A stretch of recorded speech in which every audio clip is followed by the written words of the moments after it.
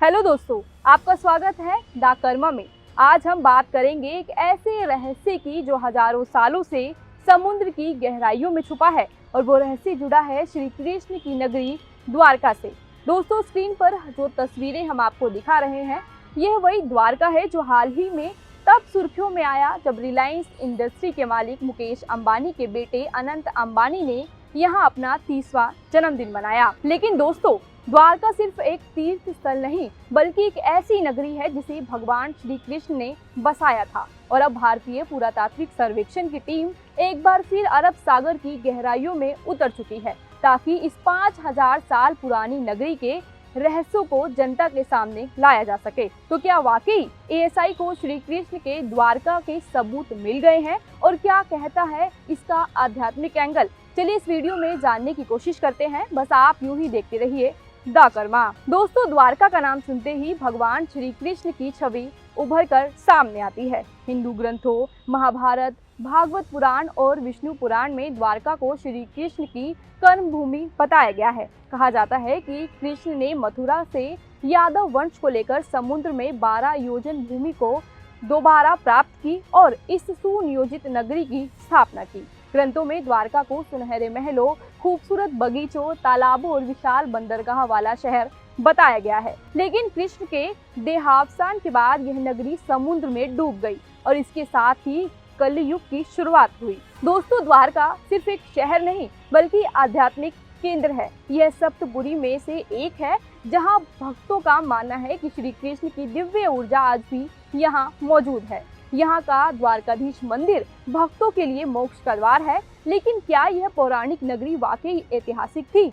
यही जानने के लिए एएसआई की टीम ने समुद्र की गहराई में कदम रखा है। दोस्तों, साल 2005 से 2007 तक एएसआई की अंडरग्राउंड आर्कियोलॉजिकल विंग ने द्वारका और बेट द्वारका में समुद्र के अंदर और किनारों पर व्यापक खुदाई की थी और जो मिला वो वाकई चौंकाने वाला था। खुदाई में समुद्र तल पर 6 से 3 मीटर की गहराई में अर्धगोलाकार, आयताकार और वर्गाकार पत्थर की संरचनाएं मिली। ये किसी प्राचीन शहर की नींव हो सकती थी जिसमें 26 परतों वाले लगभग 10 मीटर के जमाव की खुदाई की गई। इस छोटी सी खुदाई में लोहे की वस्तुएं, मनके, तांबे की वस्तुएं, अंगूठियों के अवशेष मिले। इसके अलावा खुदाई के दौरान मिले मिट्टी के बर्तनों की जांच भी की गई और उन पर फिलहाल स्टडी भी की जा रही है। दोस्तों, खोज में जो पत्थर के लंगर मिले जो बताते हैं कि द्वारका एक महत्वपूर्ण बंदरगाह था। ये लंगर 15वीं से 18वीं शताब्दी के बीच भारत पश्चिमी एशिया व्यापार से जुड़े हो सकते हैं। 2007 में एक लकड़ी का ब्लॉक मिला जिसने डोवेल और कीलों का उपयोग था। यह प्राचीन भारतीय उन्नत इंजीनियरिंग का सबूत हो सकते हैं। और प्राचीन मूर्तियां, मिट्टी के बर्तन, लोहे की वस्तुएं, तांबे के सिक्के और मनके जो खासतौर पर 26 परतों वाली 10 मीटर की गहरी खुदाई करने के बाद मिले, जो 2री शताब्दी ईसा पूर्व के बताए जा रहे हैं। दोस्तों, ये अवशेष सिर्फ पुरातात्विक खोज नहीं बल्कि हमारे ग्रंथों की सत्यता का प्रमाण है। महाभारत में वर्णित द्वारका की समृद्धि और बंदरगाह की भव्यता इन पत्थरों और लंगरों में झलकती है। यह हमें श्री कृष्ण के युग से जोड़ता है और हमारी आस्था को और ज्यादा मजबूत करने का काम करता है। दोस्तों, 2007 की खोज में द्वारका को एक तीर्थ पर्यटन केंद्र के रूप में जगह मिली, वह इस नाम से मशहूर हुआ। दोस्तों, 2024 में जब देश के प्रधानमंत्री नरेंद्र मोदी ने यहाँ स्कूबा डाइविंग कर समुद्र में प्रार्थना की तो दुनिया का ध्यान फिर द्वारका की ओर आया। और अब 2025 में जब एएसआई की 5 सदस्यीय टीम एक बार फिर अरब सागर में उतर चुकी है और इस बार मिशन का नेतृत्व कर रहे हैं प्रोफेसर आलोक त्रिपाठी, जो फिलहाल एएसआई के एडिशनल डायरेक्टर जनरल पद पर तैनात है।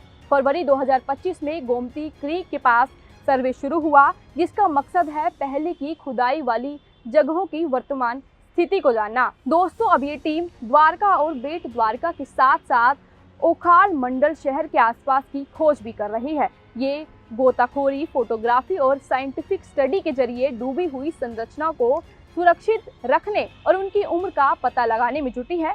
दोस्तों, यह मिशन सिर्फ पुरातात्विक का हिस्सा नहीं बल्कि हमारी सांस्कृतिक और आध्यात्मिक विरासत को पूर्ण जागरण करने की कोशिश है। दोस्तों, यह पत्थर और अवशेष हमें श्री कृष्ण के उस युग की याद दिलाते हैं जब धर्म और कर्म का संगम था। दोस्तों, एएसआई की खोज ने साबित किया है कि द्वारका सिर्फ एक पौराणिक कथा नहीं बल्कि एक ऐतिहासिक सत्य भी हो सकता है।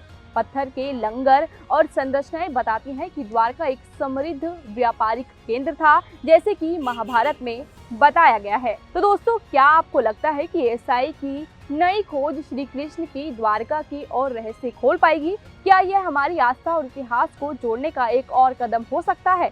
अपनी राय हमें कमेंट सेक्शन में लिखकर जरूर बताएं।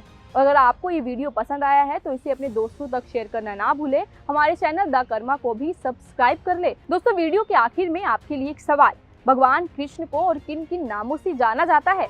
हमें कमेंट सेक्शन में आपके जवाब का इंतजार रहेगा।